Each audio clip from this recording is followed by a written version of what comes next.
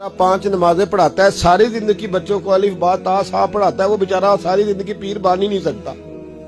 पीर उसने ही बनना है जिसने 1.5-2 महीने गुस्ल नहीं करना, उसी ने बनना है जिसने कुछ 4-5 किलो लोहा उठा लेना है। कोई म्यार बनाओ। शेखुल हदीस ऐसे हैं जिनको मैं जानता हूं, बेचारों की बेटियों की शादियां नहीं हो सकी, पैसे कोई नहीं, और तुमने गवैये और नाथ खां अमीर कर दिए, जो जाके गवैयों के पास सोर सीधी करके तपला सरंगी पे वो तुमने अमीर कर दिए, करोड़पति कर दिए। वो जाली पीर जो दुआ तक नहीं जिसे मांगनी आती, वो खरबपति है। और मस्जिद का इमाम बेचारा रो रहा है कि चलो कहीं से पैसे आ जाए तो मैं भी बच्ची की कहीं निस्बत कर दूं। मेरे अपने शहर की बात है, एक बड़ा कीमती बच्चा जामिया निजामी में पढ़ता था, उसके वालिद साहब आलिम थे, और बच्चा मेरे साथ बड़ी मोहब्बत थी। छोड़ छाड़ के वो बच्चा कहने लगा मैं साउथ कोरिया जा रहा हूं, मैंने नहीं पढ़ना। दूसरे तीसरे साल से छोड़ गया। उसके अब्बा ने मुझे फोन किया कि आपसे बड़ी अकीदत रखता है, आप इसको समझाएं। मैंने फोन किया, मैंने कहा बेटा तू पढ़। कहने लगा हजरत साहब अब्बा जी 35 साल मस्जिद में रहे हैं, मेरी बहनें इस तरह की हैं कि शायद कभी गैर महरम को मेरी बहनों ने भी ना देखा हो। तीनों की तीनों कुरान की हाफिज़ा हैं, फाजिल अरबी अदीब अरबी किया, सारा दिन कुरान पढ़ती हैं। थक गया मेरा बूढ़ा सफेद दाढ़ी वाला आलिम बाप रिश्ता ढूंढते पर रिश्ता नहीं मिला, क्योंकि हम मस्जिद की छत पे रहते हैं। एक बीबी रिश्ता देखने आई थी, और जब वो छत पे चढ़ने लगी, रिश्ता दिखाने वाली उसको लेके आई, छत पे चढ़ने लगी तो चढ़ते चढ़ते कहने लगी ओहो ये मस्जिद में रहते हैं,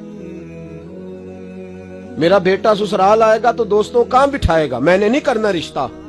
कहते हैं मिन्नत की मेरे बाप ने कि छत पे जाके देख तो ले। कहने लगी ना भाई रिश्ता नहीं करना। इतना जुल्म इस कौम ने किया, इतनी ज्यादती। कहने लगा साहब मैंने नहीं पढ़ना, मैंने माल कमाना है, इसलिए कि मेरी बहनें रोती हैं। खुदा का खौफ करो, एक नात से भी गुजारा हो जाता है, मेहरबानी करो। और नात के लिए शोर की जरूरत नहीं होती, इश्क की जरूरत होती है। बस कर दो, बड़ा हो गया। मदारस के बच्चों को वो रोटी खाने को मिलती है जो मैं और आप खाएं तो बीमार हो जाएं, बीमार हो जाएं, जो मदारस के बच्चों को रोटी खाने को मिलती है। और इनको जिस तरह इनका इस्तेसाल किया जाता है, लाइनों में लगा के इन्हें खैरात की तरह खाना दिया जाता है, और जो इन बेचारों का अशर होता है 100 रुपया खत्म के बाद जब चौधरी साहब देते हैं तो 200 वो बातें भी सुनाते। ये जुल्म कर रहे हो। रबीउल अव्वल आएगा तो यहाँ जनाब मेले लगेंगे, और यहाँ हालत ये होगी कि 25,000, 50,000, 60 कहां से आया तुम्हारे पास पैसा?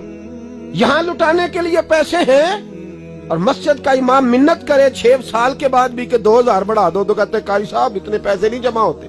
ये पैसा कहां से आता है? खुदा का वास्ता, ये भी मेरे आला हजरत का पैगाम है, इसको भी सुनो।